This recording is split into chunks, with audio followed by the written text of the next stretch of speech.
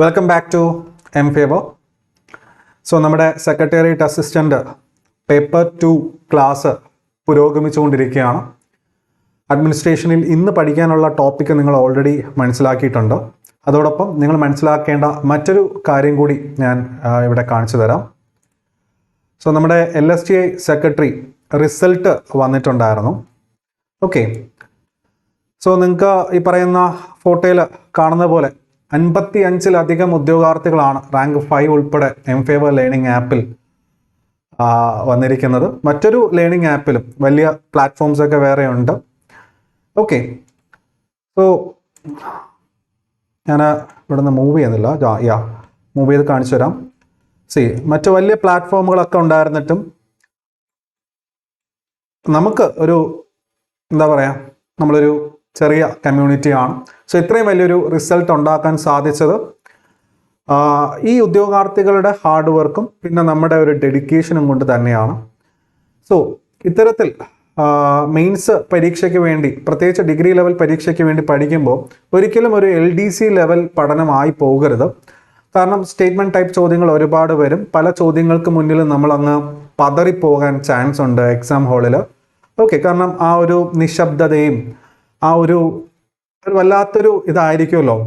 Like ആ ഒരു സമയം എന്ന് പറയുന്നത് നമുക്ക് ടെൻഷൻ കൂടാൻ നല്ല ഒരു ചാൻസ് ഉള്ള ഒരു സമയമാണ്.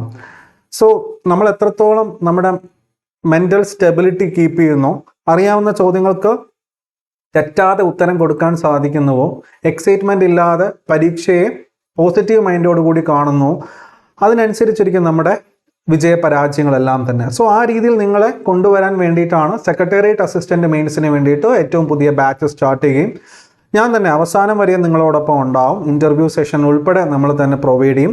ഓക്കെ, അപ്പോൾ മറ്റിടങ്ങളിലെല്ലാം LDCക്കാണ് പ്രാധാന്യം കൊടുക്കുന്നത്. നമ്മൾ ഡിഗ്രി ലെവലിൽ മാത്രം കോൺസെൻട്രേറ്റ് ചെയ്ത് അടുത്ത 2 വർഷം ഡിഗ്രി ലെവൽ പരീക്ഷകൾക്ക് വേണ്ടിയുള്ള കോഴ്സുകൾ മാത്രം മാക്സിമം റണ്ണ് ചെയ്യും.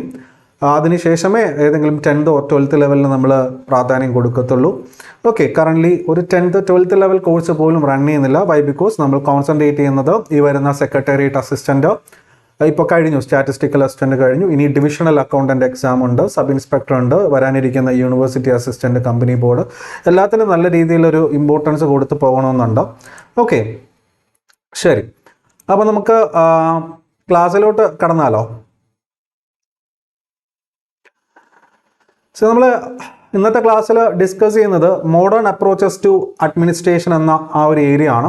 ഇവിടെ സ്വാഭാവികമായിട്ട് വരുന്ന ചോദ്യങ്ങൾ ഒരിക്കലും ഒരു 1 വേർഡ് ചോദ്യമായിട്ട് വരത്തില്ല. പകരം ഒരു സ്റ്റേറ്റ്മെൻറ്റ് ചോദ്യം അല്ലെങ്കിൽ ഒരു കാര്യത്തെക്കുറിച്ച് നല്ല നോളജ് ഉണ്ടെങ്കിൽ മാത്രം ഓപ്ഷൻസ് വായിച്ച് ഉത്തരം കൊടുക്കാൻ പറ്റുന്ന രീതിയിലുള്ള ചോദ്യങ്ങളെ ഇവിടെ നിന്ന് വരത്തുള്ളൂ. ബിക്കോസ് ഇതൊരു essay ടൈപ്പ് മോഡലാണ്. പക്ഷെ നമുക്ക് എക്സാം പോയിന്റ് ഓഫ് വ്യൂവിൽ നിന്ന് മാത്രം ചില കാര്യങ്ങൾ പഠിച്ചു വെച്ച് കഴിഞ്ഞാൽ വരുന്ന ഏത് ചോദ്യത്തിനും മൈൻഡ് കൂളാണെങ്കിൽ ഉത്തരം കൊടുക്കാൻ പറ്റും.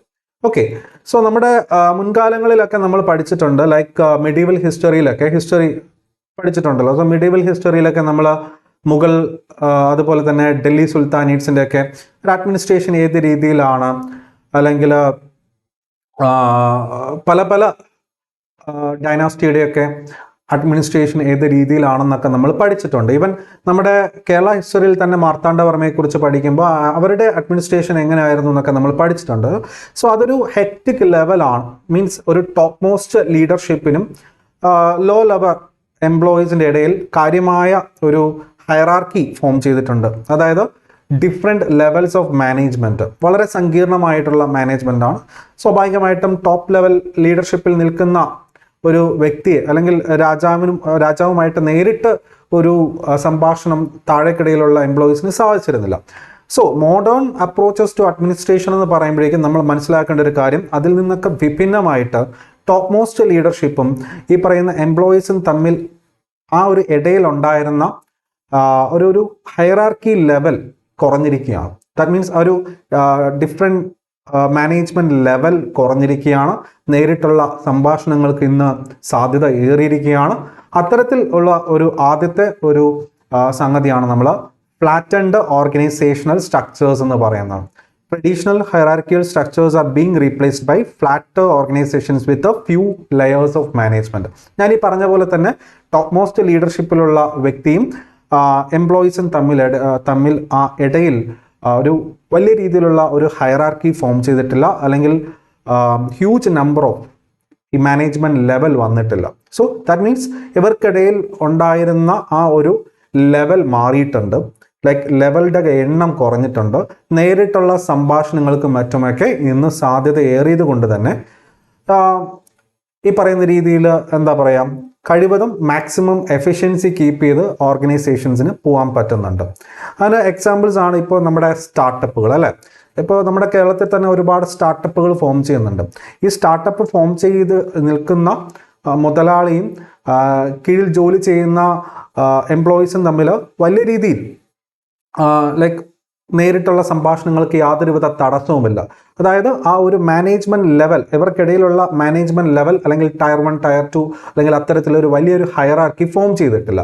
അതാണ് നമ്മൾ പറയുന്നത്. അത്തരത്തിൽ ഒരു ഫോം ചെയ്യാത്ത ഒരു ഘട്ടത്തെയാണ് നമ്മൾ ഫ്ലാറ്റൻഡ് ഓർഗനൈസേഷണൽ സ്ട്രക്ചർ എന്ന് പറയുന്നത്. ഇന്നത്തെ കാലത്ത് എല്ലാ കമ്പനികളും, ഈവൻ ഗൂഗിൾ ആയിക്കോട്ടെ, അജൈൽ ഓർഗനൈസേഷൻസ്, അതായത് ഇന്ന് അജൈൽ ഓർഗനൈസേഷൻസ് എന്ന് പറഞ്ഞു കഴിഞ്ഞാൽ സ്വാഭാവികമായിട്ടും വളരെ മാർക്കറ്റിലെ മാറ്റങ്ങൾക്കനുസരിച്ച് വളരെ വേഗത്തിൽ ഡിസിഷൻ എടുത്ത് നടപ്പിലാക്കുന്ന വളരെ ആക്റ്റീവായിട്ടുള്ള ചുറുചുറുക്കുള്ള ഓർഗനൈസേഷൻസ്, പ്രത്യേകിച്ച് സ്റ്റാർട്ടപ്പ് കമ്പനികൾ തന്നെയാണത്.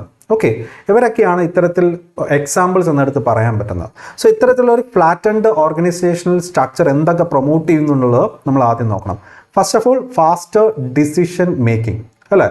ഫാസ്റ്റർ ഡിസിഷൻ മേക്കിംഗ് ആണ്. വളരെ വേഗത്തിൽ തന്നെ ഡിസിഷൻ അവിടെ മേക്ക് ചെയ്യാൻ സാധിക്കും. Then comes greater employee empowerment.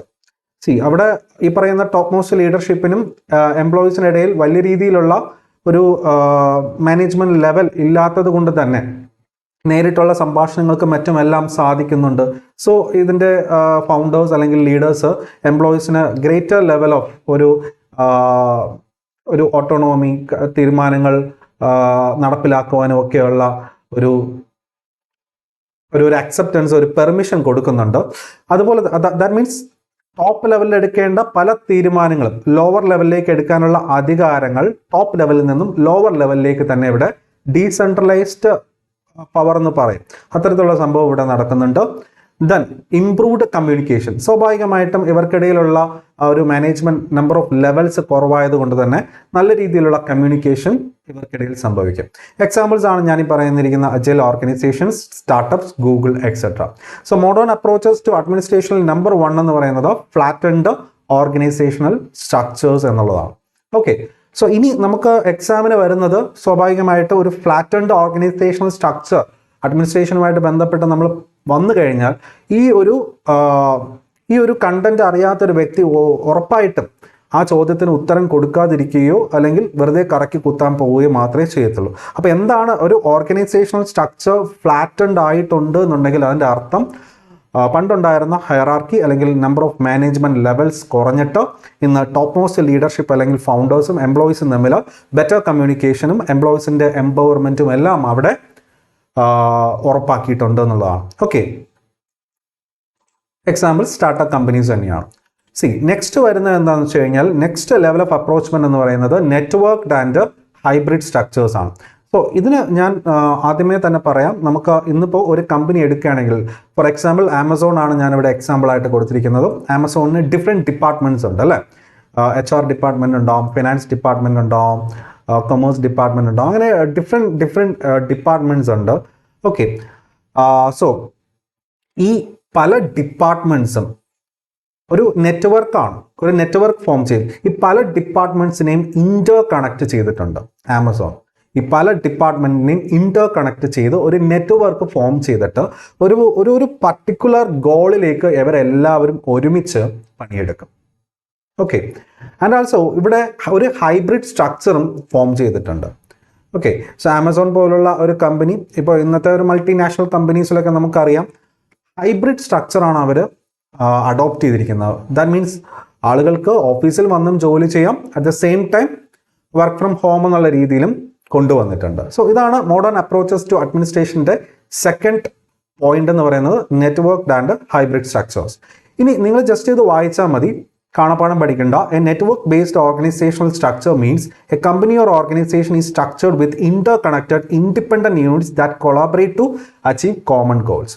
It is a flexible and decentralized approach where teams, departments, or even external partners work together, sharing resources, information as needed. Okay.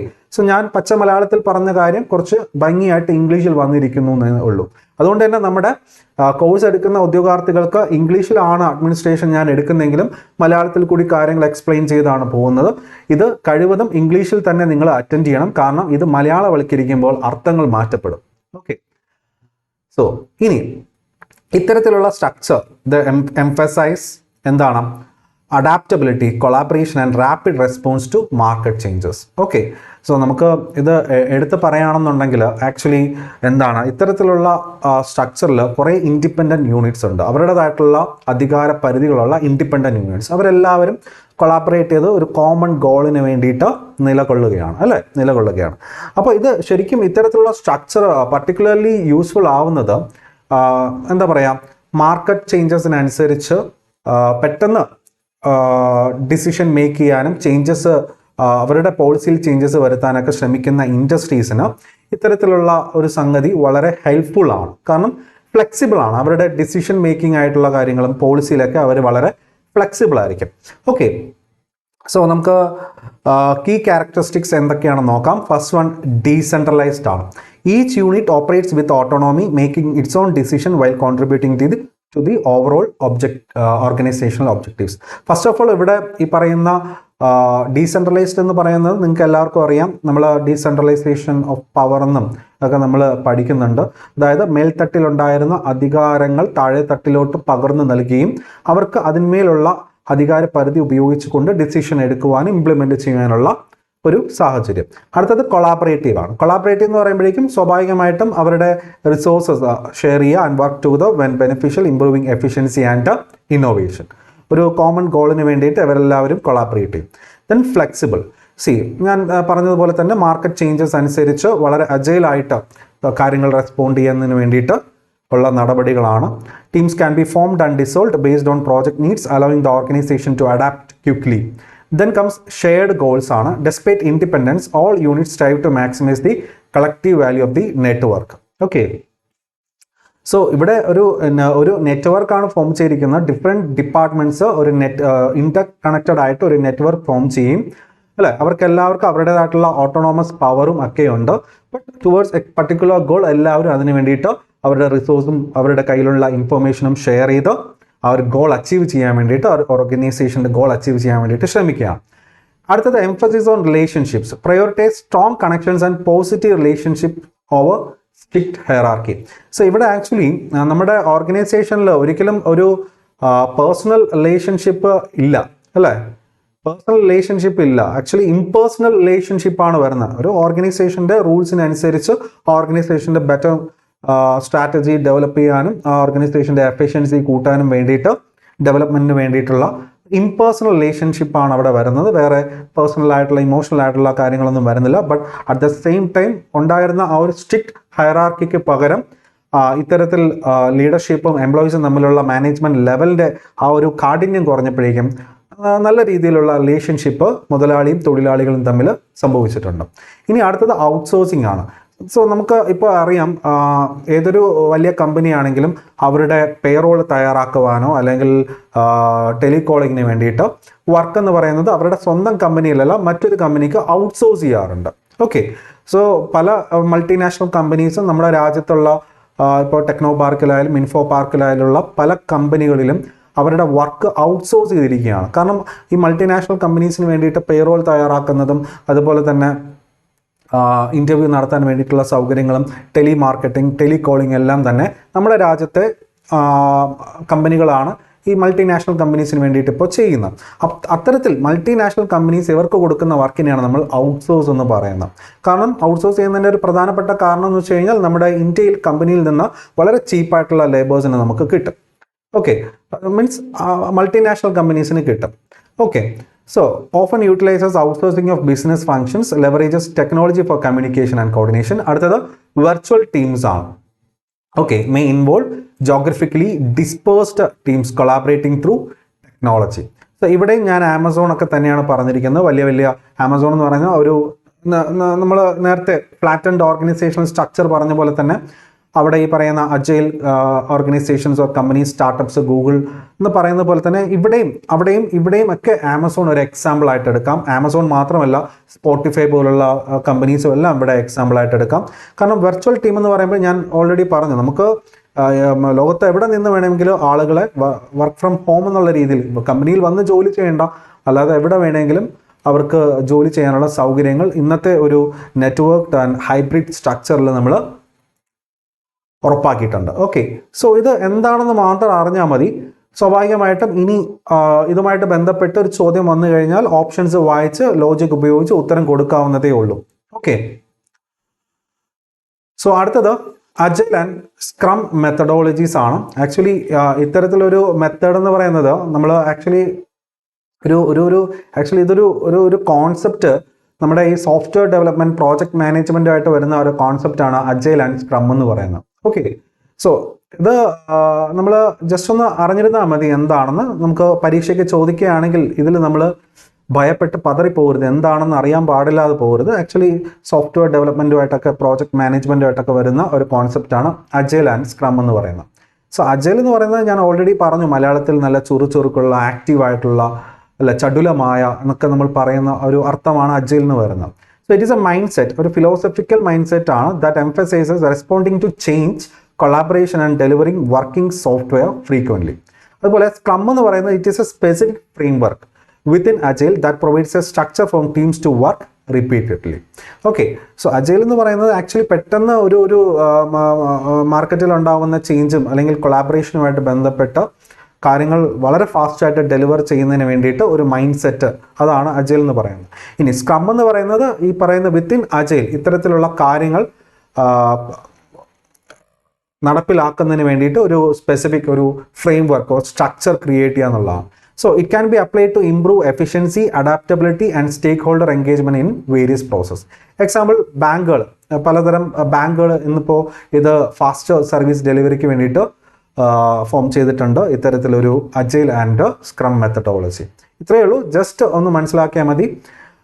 നമ്മുടെ നാട്ടിൽ ഉണ്ടാകുന്ന മാർക്കറ്റ് ചേഞ്ചസ്, അതുപോലെ തന്നെ various departments തമ്മിലുള്ള ആ ഒരു collaboration, മാത്രമല്ല സർവീസൊക്കെ വളരെ ഫാസ്റ്റായിട്ട് ഡെലിവർ ചെയ്യണം, ബാങ്കിങ് സർവീസൊക്കെ വളരെ ഫാസ്റ്റായിട്ട് ഡെലിവർ ചെയ്യണമെങ്കിൽ ഇവിടെ വേണ്ട ഒരു മെത്തഡോളജിയാണ് agile and scrum methodology. Agile എന്ന് പറയുന്നത് ഒരു ഫിലോസഫിക്കൽ മൈൻഡ് സെറ്റാണ്, പെട്ടെന്ന് കാര്യങ്ങൾക്ക് മാറ്റങ്ങൾക്കനുസരിച്ച് റെസ്പോണ്ട് ചെയ്യാം. ആൻഡ് സ്ക്രം എന്ന് പറയുന്നത് അത്തരത്തിൽ ഒരു റെസ്പോൺസിന് വേണ്ടിയിട്ട് ഒരു ഫ്രെയിം വർക്ക് അല്ലെങ്കിൽ സ്ട്രക്ചർ ഇൻസൈഡ് ദി ഓർഗനൈസേഷനിൽ ക്രിയേറ്റ് ചെയ്യുക എന്നുള്ളതാണ്. സോ ഇതൊരു കോൺസെപ്റ്റാണ്, സോഫ്റ്റ്വെയർ ഡെവലപ്മെൻറ്റും പ്രോജക്ട് മാനേജ്മെൻറ്റുമായിട്ട് ബന്ധപ്പെട്ട് വരുന്ന ഒരു കോൺസെപ്റ്റാണ്. ഇതും നമ്മുടെ മോഡേൺ അപ്രോച്ചസ് ടു അഡ്മിനിസ്ട്രേഷനിൽ അഡോപ്റ്റ് ചെയ്തിട്ടുണ്ട്. ഓക്കെ, ഇനി അടുത്തത് വരുന്നത് വെച്ചാൽ digital transformation and artificial intelligence, AI in administration ആണ്. ഇന്ന് നിങ്ങളുടെയൊക്കെ ഫ്രണ്ട്സിനോട് ചോദിക്കുക, MBA കഴിഞ്ഞിട്ടുള്ള friends, okay, master of business administration ഒക്കെ കഴിഞ്ഞിട്ടുള്ള ഫ്രണ്ട്സ്, അവരുടെ പലരുടെയും ജോലി ഇന്ന് നഷ്ടപ്പെട്ടിരിക്കുകയാണ്. കാരണം അവർ മുന്നേ ഒരു 2 year ബാക്ക് നന്നായിട്ട് ജോലി ചെയ്തിരുന്ന പലരും ഇന്ന് AI അതിപ്രസരം മൂലം അവരുടെ ജോലി നഷ്ടപ്പെട്ടിരിക്കുകയാണ്. ബിക്കോസ് ആർട്ടിഫിഷ്യൽ ഇൻ്റലിജൻസിൻ്റെ ഡെവലപ്മെൻറ്റ് വന്നപ്പോഴേക്കും ആക്ച്വലി ഹ്യൂമൻ റിസോഴ്സിൻ്റെ ആ ഒരു ഒരു ഭയങ്കരമായിട്ടുള്ള ആ ഒരു ബർഡൻ കുറഞ്ഞിട്ടുണ്ട്. ഓക്കെ, കാരണം ഇന്ന് ആളുകളെ ഇൻ്റർവ്യൂ ചെയ്യുന്നത് അല്ലെങ്കിൽ ആളുകളുടെ ബയോഡേറ്റ പരിശോധിക്കുന്നത്, അതിനനുസരിച്ച് മോസ്റ്റ് ആപ്റ്റ് ആയിട്ടുള്ള ഒരു വ്യക്തി ഇന്ന ജോലിയിലേക്ക് തിരഞ്ഞെടുക്കുന്നതെല്ലാം AI ഓട്ടോമേറ്റഡ് ആയിട്ടുള്ള ചാറ്റ് ബോട്ടുകളും മറ്റ് സംവിധാനങ്ങളും വഴിയാണ്. അതുകൊണ്ട് തന്നെ HR മാനേജർ അല്ലെങ്കിൽ HR ആയിട്ടൊക്കെ വർക്ക് ചെയ്തിരുന്ന പല MBAക്കാർക്കും അവരുടെ ജോലി നഷ്ടപ്പെട്ടിട്ടുണ്ട്, അവരെല്ലാവരെയും ലേ ഓഫ് ചെയ്തിട്ടുണ്ട്. സോ ഇന്നത്തെ മോഡേൺ അപ്രോച്ചസ് ടു അഡ്മിനിസ്ട്രേഷൻ ലെവലിൽ ഏറ്റവും പ്രധാനപ്പെട്ട പോയിന്റാണ് digital transformation and AI in administration. ഇനി ഇതിൽ കൂടുതൽ പറയേണ്ട ആവശ്യമില്ല, ബിക്കോസ് നിങ്ങൾക്ക് ഇതിൽ എന്ത് കാര്യങ്ങൾ വന്നാലും ഇനി നിങ്ങൾക്ക് ലോജിക് ഉപയോഗിച്ച് ഉത്തരം കൊടുക്കാവുന്നേ ഉള്ളൂ. ഓട്ടോമേഷൻ എന്ന് പറഞ്ഞാൽ AI ഡ്രിവൺ HR ആണ് finance and customer service. So automated chat ബോട്ടുകളും മറ്റുമൊക്കെ വന്നതോടുകൂടി HR മാരുടെ പണി പോയി. ഡേറ്റ ഡ്രിവൺ ഡിസിഷൻ മേക്കിംഗ്, കാര്യങ്ങൾ കൃത്യമായി അനലൈസ് ചെയ്യാൻ ഇന്ന് AI സാധിക്കുന്നുണ്ട്. ഒന്നും വേണ്ട, നമ്മുടെ ഇപ്പോൾ ChatGPT അല്ലെങ്കിൽ ഏതെങ്കിലും ഒരു ഗൂഗിൾ ജെമിനിയിലും ഒക്കെ നമ്മളൊരു ഫോട്ടോ ഇട്ട് കൊടുത്തിട്ട് നമ്മുടെ ഫോട്ടോ എങ്ങനെയുണ്ടെന്ന് നമ്മൾ ഇനി ആരുടെടുത്തും ചോദിക്കണ്ട, നമ്മുടെ ഫ്രണ്ട്സിനോട് പോലും ചോദിക്കണ്ട നമ്മൾ എങ്ങനെയുണ്ട്, നമ്മുടെ മുഖഭാവം എങ്ങനെയാണ്, നമ്മുടെ മുഖത്ത് എന്താണ് നെഗറ്റീവ്, ജസ്റ്റ് ഒന്ന് നിങ്ങൾ ചോദിച്ചു നോക്കിയേ. ChatGPT കൃത്യമായിട്ട് കാര്യങ്ങൾ പറഞ്ഞുതരും. Okay, then cloud based collaboration tools. Cloud based collaboration ടൂൾസും ഡിജിറ്റൽ ട്രാൻസ്ഫോർമേഷൻ്റെ ഏറ്റവും പ്രധാനപ്പെട്ട ഒരു സംഗതിയായിട്ട് മാറിയിരിക്കുകയാണ്. സോ ഇൻ്റർനെറ്റുമായിട്ട് ബേസ് ചെയ്താണ് ക്ലൗഡ് മാനേജ്മെൻറ്റ് വരുന്നത്, അല്ലേ? അപ്പോൾ ക്ലൗഡ് ബേസ്ഡ് കൊളാബറേഷൻ ടൂൾസ് ആയിട്ടുള്ള ഇപ്പോൾ സ്ലാക്ക് ഉണ്ട്, ഡ്രോപ്പ് ബോക്സ് ഉണ്ട്, ഗൂഗിൾ വർക്ക് സ്പേസ് ഉണ്ട്, മൈക്രോസോഫ്റ്റ് ടീംസ് ഉണ്ട്. ഇതൊക്കെയാണ് ക്ലൗഡ് ബേസ്ഡ് കൊളാബറേഷൻ ടൂൾസ് എന്ന് പറയുന്നത്. ഈ പറയുന്ന tools offer features like real time document editing, video conferencing, chat, file sharing and project management. ഇപ്പോൾ കമ്പനികൾ അവരുടെ ഫയൽസ് ഷെയർ ചെയ്യുന്നത് ഈ ഡ്രോപ്പ് ബോക്സ് വഴിയൊക്കെയാണ്. ഓക്കെ, സോ ഇത്തരത്തിലുള്ള ഒരു ഡിജിറ്റൽ ട്രാൻസ്ഫോർമേഷൻ ഇന്നത്തെ ഓർഗനൈസേഷൻസിൽ സംഭവിച്ചിട്ടുണ്ട്. Okay, examples AI powered chatbots for HR enquiries, blockchain technology നമ്മൾ അഡോപ്റ്റ് ചെയ്തിട്ടുണ്ട്. ഇനി അടുത്തൊരു പോയിൻ്റാണ് focus on employee experience and wellbeing. ഇന്നത്തെ എല്ലാ ഓർഗനൈസേഷൻസും, മൾട്ടിനാഷണൽ കമ്പനീസ് ആയിക്കോട്ടെ, ഇന്ത്യൻ സ്റ്റാർട്ടപ്പുകളായിക്കോട്ടെ, എംപ്ലോയീസിൻ്റെ വെൽബീയിങ്ങിന് കാര്യമായിട്ട് പരിഗണന കൊടുക്കുന്നുണ്ട്. അത് കൊടുക്കുന്നതായിട്ട് മറ്റുള്ളവരുടെ മുന്നിൽ കാണിക്കുന്നുമുണ്ട്, അല്ലേ? കാരണം അവർക്ക് ഫ്ലെക്സിബിൾ ആയിട്ടുള്ള വർക്ക് അറേഞ്ച്മെൻറ്റ്സ്, ഇപ്പോൾ ലേഡീസ് ആണെങ്കിൽ ലേഡീസിന് ഫ്ലെക്സിബിൾ ആയിട്ടുള്ള ഒരു വർക്ക് അറേഞ്ച്മെൻറ്റ്സ് കൊടുക്കുന്നുണ്ട്. നമുക്കറിയാം, ഒന്നുകിൽ റിമോട്ട് അല്ലെങ്കിൽ ഹൈബ്രിഡ്, അല്ലേ? സോ അവർക്ക് വയ്യ, എന്തെങ്കിലും ഒരു ബുദ്ധിമുട്ടാണ് എന്നൊക്കെ പറയുമെങ്കിൽ സ്വാഭാവികമായിട്ടും വർക്ക് ഫ്രം ഹോം എന്ന് പറയുന്ന 3 ദിവസം വർക്ക് ഫ്രം ഹോം, 4 ദിവസം ആഴ്ചയിൽ, അല്ലേ, ഓഫീസിൽ വന്ന് ജോലി ചെയ്യുക. അങ്ങനെ വളരെ ഫ്ലെക്സിബിൾ ആയിട്ടുള്ള ഒരു വർക്ക് അറേഞ്ച്മെൻറ്റ്സ് ഇന്ന് നമ്മുടെ നാട്ടിൽ ഓർഗനൈസേഷൻസിൽ പലതും അഡോപ്റ്റ് ചെയ്തിട്ടുണ്ട്. മാത്രമല്ല കണ്ടിന്യൂസ് ലേണിംഗ് ആൻഡ് അപ്സ്കില്ലിംഗ്. എംപ്ലോയീസിന് കൃത്യമായിട്ടുള്ള ട്രെയിനിങ്ങും അവരുടെ സ്കില്ല് വർദ്ധിപ്പിക്കുന്നതിന് വേണ്ടിയിട്ടുള്ള മറ്റ് സംവിധാനങ്ങളുമെല്ലാം ഓർഗനൈസേഷൻസ് ഒരുക്കിയിട്ടുണ്ട്. ഇതിനായിട്ട് അവർക്ക് ഒരു കോഴ്സ് അവർക്ക് വളരെ ഫ്രീ ആയിട്ട് തന്നെ പഠിപ്പിക്കുക, അല്ലെങ്കിൽ മറ്റൊരിടത്തേക്ക് അവരെ കൊണ്ടുപോയി ട്രെയിൻ ചെയ്യിപ്പിക്കുക, കംപ്ലീറ്റ് ചെലവും നിർവഹിച്ചു കൊണ്ട് തന്നെ. അതുപോലെ തന്നെ മെൻ്റൽ ഹെൽത്ത് സപ്പോർട്ടും വളരെ ഇമ്പോർട്ടൻ്റ് ആണ്. അതിന് വേണ്ടിയിട്ട് വെൽനസ് പ്രോഗ്രാംസും കൗൺസിലിങ്ങും എല്ലാം കൊടുക്കുന്നുണ്ട്. എക്സാമ്പിൾ ഇങ്ങനെ കൊടുക്കുന്ന നമ്മുടെ ഇൻ്റർനാഷണൽ ലെവലിൽ തന്നെ ഇങ്ങനെ കൊടുത്ത് വളരെ പേര് കേട്ട, വളരെ 5 സ്റ്റാർ റേറ്റഡ് ആയിട്ടുള്ള ഒരു അമേരിക്കൻ മൾട്ടിനാഷണൽ കമ്പനിയാണ് ഞാനിവിടെ എക്സാമ്പിളായിട്ട് എടുത്തിരിക്കുന്നത്. സെയിൽസ് ഫോഴ്സ് എന്ന് പറയുന്ന അമേരിക്കൻ മൾട്ടിനാഷണൽ കമ്പനി. ഇനി outcome based performance management. Okay, so ഇത് നമുക്കറിയാം, ലൈക്ക് എത്ര മണിക്കൂർ ജോലി ചെയ്തു എന്നുള്ളതല്ല, എന്താണ് നമുക്ക് കിട്ടിയിരിക്കുന്ന outcome, what is the outcome, how better it is എന്നുള്ളതാണ് ഇവിടെ നമ്മൾ നോക്കുന്നത്. Okay, so it focus on OKR. നാളെ പരീക്ഷയ്ക്ക് OKR എന്തെന്ന് ചോദിച്ചു കഴിഞ്ഞാൽ ഉത്തരം കൊടുത്തോളണം. Objectives and key results, aligning team goals with company strategy. Okay, കമ്പനിയുടെ സ്ട്രാറ്റജി എന്താണോ അതിനനുസരിച്ച് കൊണ്ട് ടീം ഗോൾസ് അലൈൻ ചെയ്യുക എന്നുള്ളതാണ്.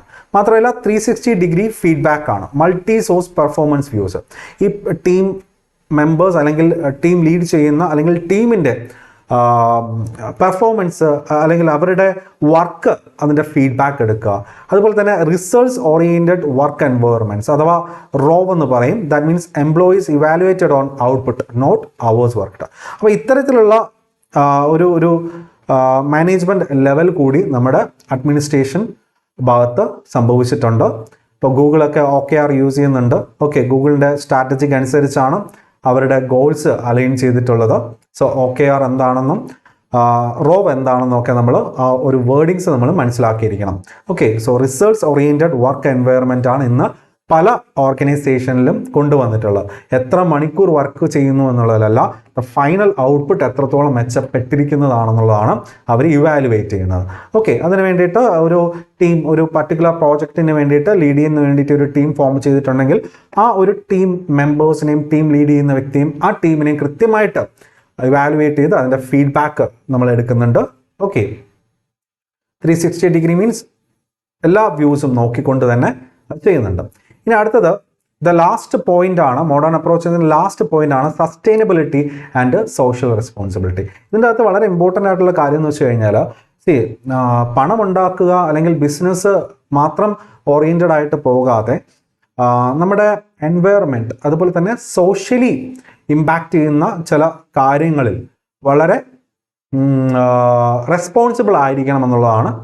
ഇപ്പോൾ പണ്ടത്തെ ഇൻഡസ്ട്രീസൊക്കെ എന്താണ്, പണ്ടൊക്കെ ഉണ്ടോ നമുക്കറിയത്തില്ല. കാരണം പണം ഉണ്ടാക്കുക എന്ന ലക്ഷ്യത്തിനേക്കാൾ ഉപരി നമ്മുടെ എക്കോളജിക്ക് എന്തുമാത്രം ഹാംഫുൾ ആയിട്ടുള്ള കാര്യങ്ങൾ സംഭവിക്കുന്നുണ്ടെന്നോ, നമ്മുടെ സോഷ്യൽ വെൽഫെയർ എത്രത്തോളം ആളുകൾ പട്ടിണി കിടക്കുന്നുണ്ടോ ഇല്ലയോ, അതൊന്നും അവർക്ക് അറിയേണ്ട ആവശ്യമില്ല. അവർ മാക്സിമം പ്രോഫിറ്റ് ഡ്രിവൺ ആണ്. ഇന്ന് അതിൽ നിന്നൊക്കെ വ്യത്യസ്തമായിട്ട് ESG, environmental social governance compliance, അതുപോലെ തന്നെ ഗ്രീൻ ഓഫീസ് ഇനിഷ്യേറ്റീവ്സ് അല്ല. കാരണം പേപ്പർലെസ് വർക്ക് ഫ്ലോസ് ആണ്, എല്ലാം കമ്പ്യൂട്ടറിൽ തന്നെ എല്ലാ കാര്യങ്ങളും ചെയ്ത് മാക്സിമം പേപ്പർലെസ് ആക്കിയിട്ടുണ്ട്. ഈവൻ നമ്മുടെ കേരള ഗവൺമെൻറ് പോലും പേപ്പർലെസ് ആയിട്ടുള്ള കാര്യങ്ങളാണ്, അതിൻ്റെ ഭാഗമായിട്ടാണ് സ്മാർട്ടൊക്കെ വന്നിട്ടുള്ളത് അല്ലേ. ലൈക്ക് നമുക്ക് ജസ്റ്റ് ഒന്ന് നമ്മുടെ മൊബൈലിൽ കാണിച്ചാൽ മാത്രം മതി, ഒന്നിൻ്റെയും ഫോട്ടോസ്റ്റാറ്റ് എടുത്ത് പ്രിൻ്റ് ഔട്ട് എടുത്ത് ഇന്നൊന്നും പോകേണ്ട ആവശ്യമില്ല, എല്ലാം നമ്മുടെ കൈകളിൽ എത്തുകയാണ് സോഫ്റ്റ് കോപ്പി ആയിട്ട്. Then corporate social responsibility, CSR ആണ് ഞാൻ ഈ പറഞ്ഞത്. സോഷ്യൽ ഇമ്പാക്റ്റ്, അതായത് ഈ കാശുണ്ടാക്കുക എന്നുള്ളത് മാത്രമല്ല, സോഷ്യലി കൂടി കുറച്ച് റെസ്പോൺസിബിൾ ആയിരിക്കണം. അതിന് വേണ്ടിയിട്ടുള്ള ഫണ്ട് ഇവർ അത്തരത്തിൽ ചാരിറ്റിക്കോ അല്ലെങ്കിൽ അത്തരത്തിലുള്ള NGOs ഒക്കെ നൽകി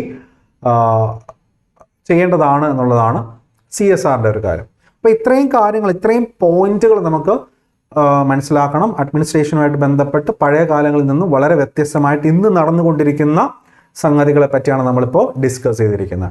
അടുത്തൊരു സെഷനിൽ മറ്റൊരു കാര്യമായിട്ട് നമുക്ക് വരാം.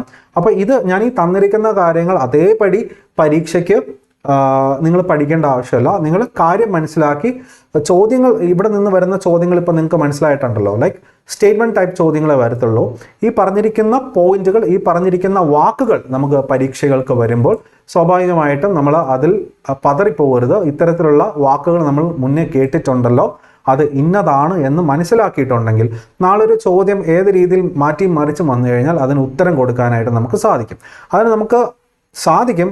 അറ്റ് ദ സെയിം ടൈം നമ്മുടെ മൈൻഡ് വളരെ കൂളായിരിക്കണം. ടെൻസ്ഡ് ആയിട്ടുള്ള മൈൻഡ് ആണെങ്കിൽ അറിയാവുന്ന ചോദ്യങ്ങൾക്ക് പോലും ഉത്തരം കൊടുക്കാൻ സാധിക്കാതെ, ഓർമ്മയിൽ നിന്നും ചെകഞ്ഞെടുക്കാൻ പറ്റാതെ നമ്മൾ അവിടെ വട്ടം കറങ്ങും. അതേസമയം വരുന്നിടത്ത് വെച്ച് കാണാമെന്നും വളരെ പോസിറ്റീവായിട്ട് നമ്മൾ ഫൈറ്റ് ചെയ്ത് നോക്കിക്കേ, നമുക്കറിയാവുന്ന ചോദ്യങ്ങൾക്ക് ഉത്തരം കൊടുക്കാൻ സാധിക്കുമെന്ന് മാത്രമല്ല, അത് മാത്രം കൊടുത്തു കഴിഞ്ഞാൽ കട്ട് ഓഫ് കടക്കുകയും ചെയ്യും. കട്ട് ഓഫ് കടന്നാൽ ഇന്നത്തെ സാഹചര്യത്തിൽ മെയിൻ ലിസ്റ്റിൽ വന്നു കഴിഞ്ഞാൽ ജോലി ഉറപ്പാണ്. കാരണം ഞാൻ പറഞ്ഞു 2026-ലും 2027-ലൊക്കെ കാര്യമായിട്ട് ഭയങ്കരമായിട്ടുള്ള ഒരു